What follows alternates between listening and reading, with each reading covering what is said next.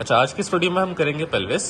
Pelvis में सबसे पहले हम देखते हैं कि कौन सी बोन्स हमारे पास यूज होती हैं, जो कौन सी बोन्स है जो मिलकर पेल्विस बनाती हैं। तो दोनों साइड की हमारे पास हिप बोन्स होती है, जिसमें इलियम होती है, इशियम होती है और हमारे पास प्यूबिस होती है। उसके बाद होता है सैक्रम, और सैक्रम के नीचे ये जो हमें नजर आ रही है होती है कॉक्सिक। तो ये हमारे पास बोन्स होती हैं जो मिलकर बनाती हैं पेल्विस।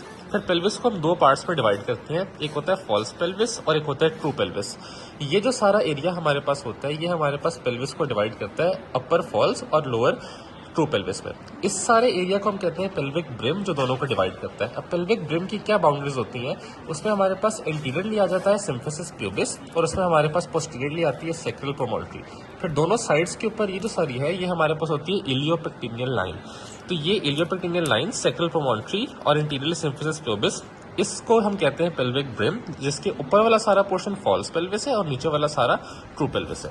उसके बाद हम कहते हैं पेल्विक इनलेट, पेल्विक आउटलेट और पेल्विक कैविटी। ये जो सारा एरिया हमारे पास ऊपर वाला नजर आ रहा है, ये होता है पेल्विक इनलेट, और इसकी सेम बाउंड्रीज है पेल्विक ब्रिम वाली। यानी इंटीरियरली ये हमें नजर आ रहा है सिम्फिसिस प्यूबिस, पोस्टीरियरली सैक्रल प्रोमोल्ट्री और लेटरली फिर इलियोपेक्टिनियल लाइंस।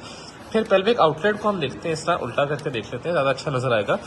यहाँ पे इंटीरियरली हमारे पास होता है सिम्फिसिस प्यूबिस का लोअर पार्ट, ये जो जगह है जिसको हम पेल्विक आर्च प्यूबिक आर्च भी कहते हैं। पोस्टीरियरली हमारे पास होती है कॉक्सिक और लेटरली हमारे पास होती है इस्टियल ट्यूबरोसिटीज।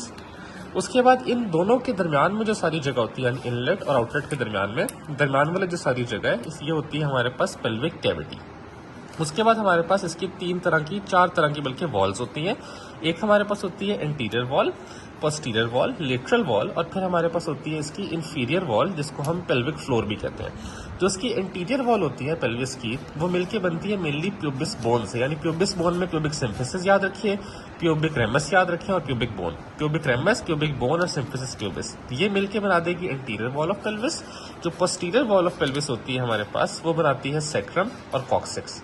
फिर लेटरल वॉल ऑफ पेल्विस हमारे पास मेनली बनाता है ये ऑब्चुलेटर फोरामेन नजर आ रहा है, इसके ऊपर ऑब्चुलेटर मेम्ब्रेन ने इसको कवर किया होता है। तो लेटरल वॉल में होती है ऑब्चुलेटर फोरामेन, यानी ऑब्चुलेटर फोरामेन के ऊपर ऑब्चुलेटर मेम्ब्रेन, फिर ऑब्चुलेटर इंटरनस मसल और उसका जो फेशिया होता है, ये हमारे पास बनाते हैं इसकी लेटरल वॉल।